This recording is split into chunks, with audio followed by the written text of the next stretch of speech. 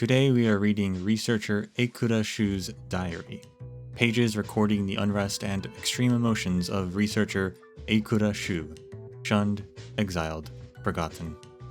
Researcher Eikura Shu's diary, 3951, 2157 AE, Lyrid Meteor Shower. This may sound strange, but imagine a Herta space station researcher who spent a lot of time in space being fearful of zero gravity. It's been 5 hours and I can still clearly feel the sensation of the traction cable tightly wrapped around my upper body, even though I am aware that the cable is made from a rare lithium fluoride that can't be damaged even by the sharpest blade. I still imagine myself being unbound and slowly floating into space. After all, the universe is vast and there is definitely a place for everyone.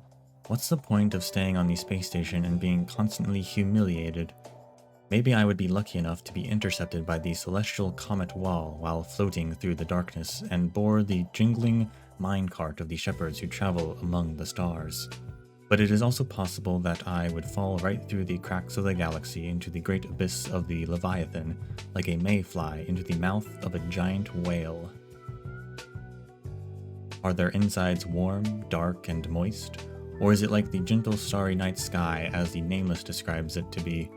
If it's the latter, I would at least be able to witness such magnificent sight before my death. It'd be better than staying here and being treated like garbage. Anyways, it really doesn't matter where I die. No one would care anyway. Beep, beep. Balance confirmation complete. Red lights flash inside the balance cabin.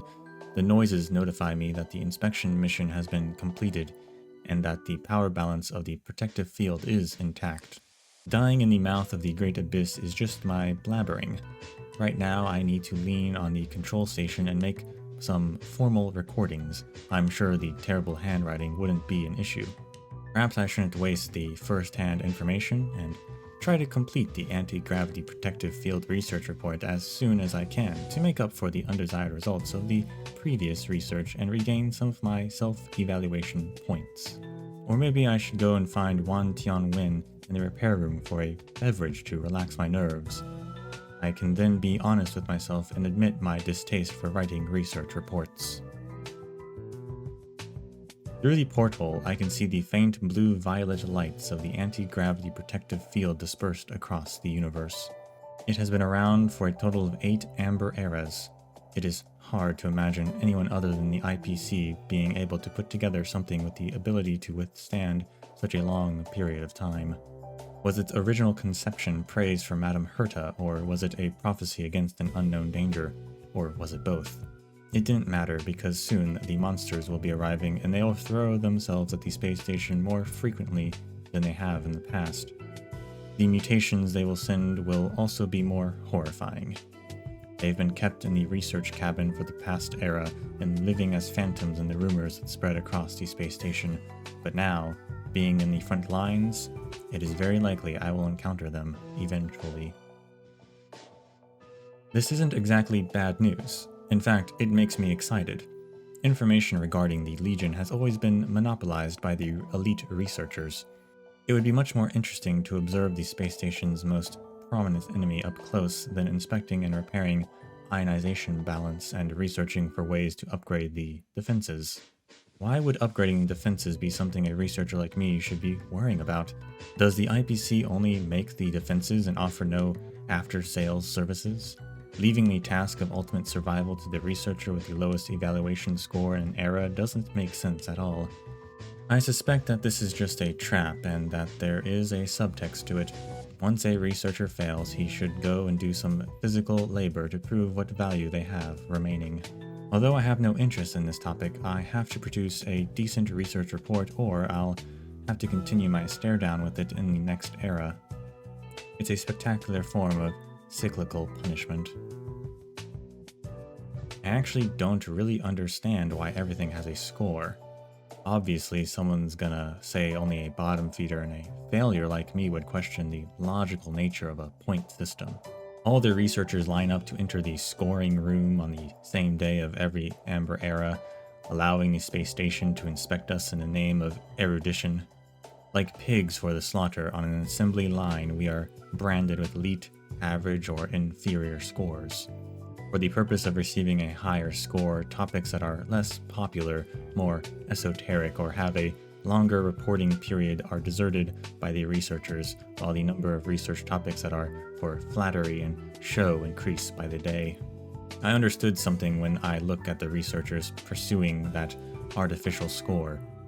We are not being blessed by the erudition, but exploited by it.